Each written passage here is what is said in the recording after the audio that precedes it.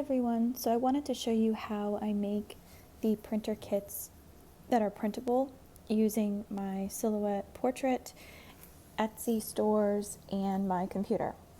So the first thing I do is I pick a kit, I buy it, and then I wait for the download to come through. I try and buy from stores that already have cut files because it means I don't have to do very much work in order to get those things done. So the kit that I'm going to show you today, just for one of the pages, is Magic Winter 2021. So this actually came out last year. Doesn't matter, still fits with my printer. I went ahead and downloaded that file. It opened up down here and it became a Silhouette file, which I will show you right here. So when you first see it, it looks like this. This is the page that I'm going to be printing. You can see it's washi, and you can also see there's lots of little red marks all over each of the designs. Those are the cut lines. So this was already done by the shop owner, which is very convenient. The first thing you want to do is you go over, this is the page setup, so you click here. I'm using a portrait and I'm using a cutting mat. Sometimes you can get away with not using the cutting mat, but I found with this particular shop, I have to use the cutting mat. And the media size is an 8x11. So the only thing I have to do, the other thing I wanted to show you is I click Show Print Border, and this is where I was having trouble. So for anyone who's been having trouble when they buy from a shop and it's not working, the reason it wasn't working was because, okay, and I actually didn't, let me show you again what I did so that you can see. All right, so this is a different page, but it's the same shop and it's very similar layout. So here's what happens. If you notice, Show Print Border is not there. So if I click it, look, this gray line here, that's the print border. Notice how my black little indentation is outside of the print border. Uh-oh, that's no good because we need these are the registration marks. We need these to show up on the page in order for the thing to print properly, because this is what tells the computer when you put it into the machine that everything is lined up. So I figured out how to fix this. It's a very easy fix. All you have to do is go to, this is the page setup. You go to registration marks. You want to make sure these are on when you're printing for the first time. Then you go into advanced options. So this is called the inset. So everything else up here is fine. There's nothing wrong with it. This is within the print border. There's that gray line. But this one isn't. So what I'm going to do is I'm just going to move the bottom inset. I'm going to zoom out so you can see it move in real time. And so I've only moved it just a little bit. I'm not even sure what the exact measurements are. It's not really important. What is important is that, look, now it's within the print border. And so what you end up getting is something that looks like this. So you have the top square at the top, this one here, and then look, there it is. This is exactly where I want it. It doesn't matter where it is in relation to the actual item you're cutting, as long as you don't care that what you're going to be cutting will still be there. So I've gone ahead and put it onto this Silhouette cutting mat. This is an actual Silhouette cutting mat. Be careful. You don't want to get off-brand ones because they're cheap and flimsy. The stickiness may disappear.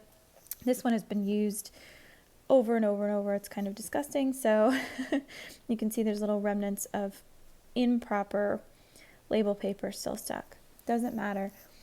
But so what it's going to do now, so I've got this loaded up. Then I'm going to go to the send file. Since I've already printed my document. Okay, so this is exactly what I had printed off. Everything is the same. You're going to see two lines. I'm going to click on the line. And then there are two different colors here. So this blue is basically if you want to cut the whole thing off the page. The red lines are what we want to use for the kiss cut because they're just stickers. We don't want to make them go all the way through the paper. So I've designated different settings for each type, and I did this by hand and then saved them, but I'm going to show you what they are down here so you can do them as well. So for the red one, I believe it's number 3. Yes, okay. So again, I'm using a Silhouette Portrait 3. They use the auto blade. So I'm using force blade number 3. The force is also going to be 3. The speed is 8. And it actually goes over 2 passes, which means it's going to go over the same pattern twice. So that's for the red, that's for the actual stickers. Now, it's also nice to be able to just peel it right off of the cutting board and then have it all ready to go so you can store it, and it's nice and small. So I have a separate setting that I've saved there. This one is, the blade is number 4, the force is 14, the speed is 8, and I have it go 2 passes. It probably doesn't need to do 2 passes, but I like to do it just in case. Okay, so I've preloaded this portrait on here. We're going to see if it accepts the registration on the first try. Sometimes it doesn't, but let's give it a go. Okay, so it's pulling it in. It did. All right, so it's reading the registration marks now. It's going to read all 3.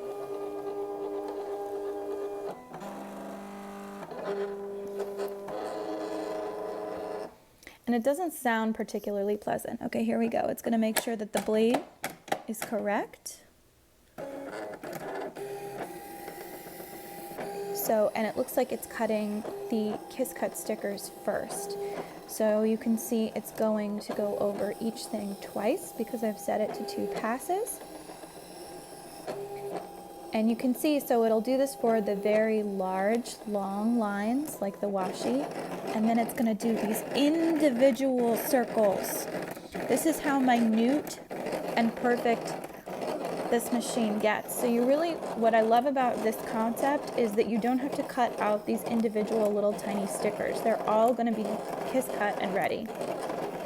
So I'm just going to go ahead and pause because this is very loud. You can sort of soften the sound a little bit by closing the lid. It's going to do everything for you. You don't have to do anything else at this point. The only thing you have to do is make sure that your computer stays on and is plugged in. Otherwise, the machine will stop cutting midway whenever this machine dies, and that's no good because we want it to cut. It sometimes will give a time estimate, so it looks like this is going to take about 5 minutes to cut. Sometimes it goes over, sometimes it goes under, so I don't actually rely on this time estimate because I don't think it's truly accurate. And I'm not even sure how they're calculating how long it's going to take. Anyway, so I'm going to stop filming for just a moment and come back to you right now. Okay, so now my file has finished printing. I'm just going to remove it. There we go. So here you can kind of see, if you see close up, that there are cut lines, that this did cut correctly, which is great. So even though I moved the inset, it didn't make a difference. Everything cut exactly where it was supposed to cut.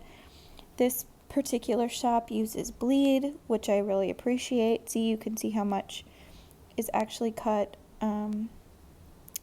There's a little bit of offset and bleeding, which I really think is great. Okay, sorry that my thing is getting all blurry. All right, so now if I cut it right, and I did, the edges should lift right off. And what you have, it's been really tricky down at that end. I'm not really sure why that is. There might be something on the cutting mat that's causing that issue. You can see here's all my.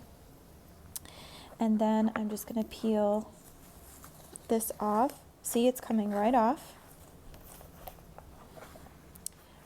I'm having trouble with this because I usually use my dominant hand.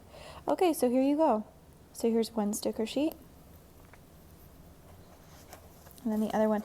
These little snippets on here are remnants from a not as good label company that I bought the sticker sheets from, and they kind of ruined my cutting mat, but not totally because it still works.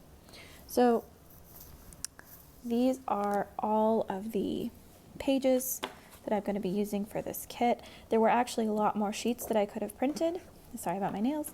But I decided not to, because that's the beauty of when you buy digital art. Usually you get a ton of stuff you never use. Like, I don't know what I'm going to do with this side deco. I probably won't even use it. But I printed what is basically an essentials kit. I got lots of beautiful scenes here, some date dots, some trackers. I decided to do the checklists for this particular week. Let's see. These are some headers here in really lovely scripty font. And then this is the washi that you just saw me print off, along with some additional functional icons here and 2 movie things. So overall, very good. I'll tell you, I only paid $2 for the actual digital files. This machine cost a lot more than that. It was probably, I got it on sale though. I think I got it for like $180. And then of course you need a computer and a color printer, and you need to buy the things that become the most expensive are the sticker paper and the ink for your kit. So if you have a way that you can print not at home, if you have like an office that you can use and you can just bring your laptop in and connect to there, that's easier. But overall, you get your kit, your stickers right away. They're ready to go. You don't have to wait for postage. You're not paying. This kit could easily cost $10, $11 if I ordered it off of an Etsy shop printed out. But you can see now why they charge so much money. It's because they have to do all this work. Now when you do it en masse, when you're doing multiple sheets per page, it saves them money. So that's how these businesses make money. But in order for that to really work, they need enough people to be interested in the shop. So this is a great shop for digital art. Peaches and Pinks, I think it's great. Another great shop that I've discovered recently is the Planner Shack. This is going to be a different kit that I use later in the month. And this is another Peaches and Pinks kit called Snowy Hygge. So, and this one you can see I used more of them. The other thing that's nice about when you get files from the same store over and over again is that the extras, the little extras that you don't necessarily need one week, can carry over into the next, and the fonts will be the same. So if the colors are coherent, which here they definitely are, then you're basically saving yourself time to print off things that you may not need again. So this has been my little tutorial on silhouette portrait. If you have any questions, please feel free to write them down below in the comments, and don't forget to subscribe to the channel, PlannerSpeechie. There will be more Plan With Me videos coming out shortly. Thanks so much.